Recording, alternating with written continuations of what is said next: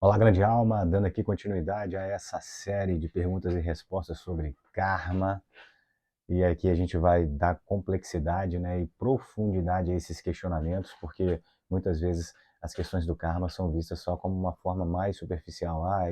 É uma penalização, uma responsabilização pelos erros que eu cometi. Quais erros, né? Então, dando aqui continuidade, nós vamos agora para a nona pergunta, né? Então, essa pergunta é interessante, porque se nós vimos dizendo até agora de que a lei do karma regula as situações e que a lei do karma está diretamente ligada à construção do nosso destino, então você pode se perguntar, como eu já me perguntei, tá, mas então, se esse conceito de destino ele é controlado pela lei do karma, ele não elimina a ideia de Deus no mundo? Né? Então, essa é uma questão muito interessante. E aí que está um grande detalhe. Não, a existência da lei do karma, ela não elimina a existência de Deus no mundo, mas ao contrário, ela reafirma e convalida e confirma a existência de uma consciência, né? De uma consciência nesse mundo. E por quê? Porque você imagina o seguinte: se imaginasse que não existisse a lei do karma, que ela não fosse uma lei geral, uma lei natural, uma lei existencial criada pela própria mente divina, nós teríamos que considerar que Deus foi um péssimo arquiteto, né? Que ele criou a sua obra e toda hora ele tem que vir aqui fazer pequenas incursões para ajustes, né? E quando eu digo pequenas incursões para ajustes, é pelo conta do sofrimento, dos erros, do mal, que na verdade significa só e somente a ausência de bem, que existe nessa nossa existência aqui humana material, em razão dos pontos de consciência de cada ser, de cada um de nós que estamos aqui participando dessa grande escola que é a Terra, em busca do nosso processo de iluminação, de evolução e de religação com aquilo que nós somos na essência, que é a mônada divina.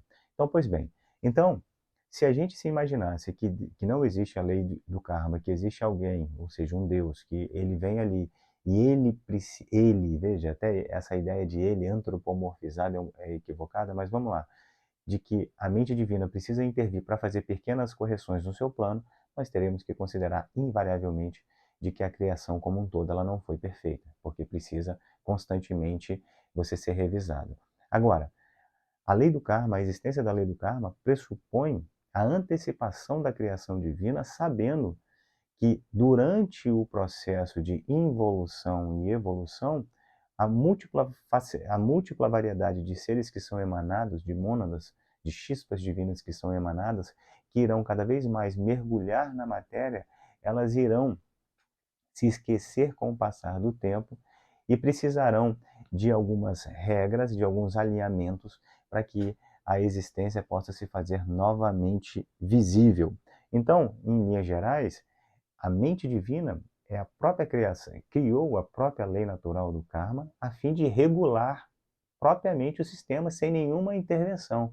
Então é como se criasse ali um próprio, digamos assim, vamos botar assim, um próprio antivírus.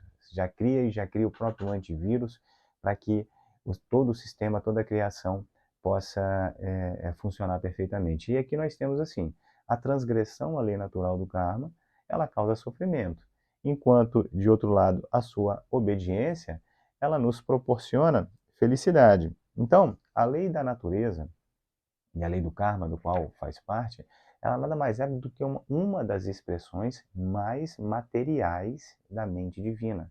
Não significa que a lei do karma significa o próprio divino. Não, ele é uma expressão, um efeito da mente divina. Então, a partir do momento em que o homem vai lá e golpeia contra essas leis divinas, naturalmente ele vai sofrer é, ele vai sofrer as consequências. E se ele não aprendeu de outro modo, porque nós podemos aprender de outro modo, nós podemos aprender pelo exemplo, nós podemos aprender também pelos preceitos. Né? Nós temos aí, digamos assim, todas as escrituras, elas são grandes tratados de cunho de caráter e de moral para que nós venhamos a aprender. Aqui, o mestre, né, Yeshua Ben Pandira, conhecido como Jesus, né, Jesus o Cristo, ou seja, Jesus o ungido, ele nos trouxe aqui a nova religião do coração, né? Essa religião que é muito mais a religião da fraternidade, do amor, da conexão, da unicidade, né? Onde eu e o meu irmão, eu e você somos um só, né? É, Pai Nosso já significa que todos nós somos irmãos na nossa relação vertical. Então, o próprio Mestre já deixou não só o exemplo, como os preceitos. Então, a fundação desse novo marco na nossa existência, pelo conhecido também no Oriente como Buda Maitreya, né, que será o próximo Buda Maitreya, que é o próprio Jesus, é de suma importância porque nos indica os caminhos que devemos seguir. E uma vez que a gente golpeia contra elas, naturalmente a lei da natureza ela vai se fazer existente. A lei da natureza é essa que pertence à mente divina. Ou seja, tudo o que acontece está acontecendo com, digamos assim, sobre as ordens no sentido de organização da própria mente divina. Isso é, inclusive, no Bhagavad Gita, salvo engano, no aforismo 10, na passagem 36, é o Senhor Krishna, né, ali quando está falando com Arjuna, ele tem uma fala que ele diz assim, que ele exprime muito bem essa lei do karma, quando ele diz, abre aspas, é algo assim, eu sou a trapaça do trapaceiro, fecha aspas, veja, eu sou a trapaça do trapaceiro. Isso significa o quê? Que esse homem, né, o trapaceiro, ele tem algo a aprender com as suas trapaças. Porque a partir do momento que o Senhor Krishna diz que eu sou a trapaça do trapaceiro, pressupõe que o trapaceiro também vai sofrer as consequências das suas trapaças, né?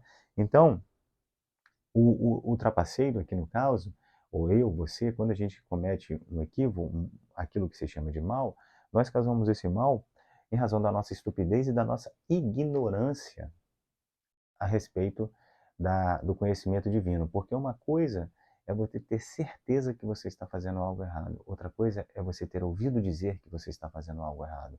Diferença, por exemplo, você não sabe, você não tem certeza de que cada pensamento que você tem de ressentimento, mágoa e vingança, isso te envenena, isso te faz mal. Tanto não tem certeza que continua tendo. Agora, você tem certeza de que se você colocar a mão no fogo, isso vai queimar, isso vai te fazer dor. Então, hoje, para você colocar a mão no fogo, você só vai colocar por acidente. Você não vai colocar intencionalmente. E se você pensar em colocar a mão no fogo intencionalmente, essa intenção de colocar a mão no fogo, mesmo vivendo a experiência da dor, é porque tem um benefício por trás que você busca.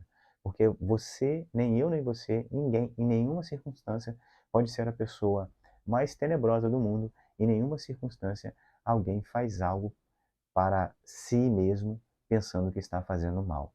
De certa forma, por mais absurda, por mais grotesca, por mais terrível que seja, a pessoa sempre está fazendo, de certa forma, numa dimensão de benefício. Então, toda essa estupidez, toda essa nossa ignorância está dentro do conhecimento divino.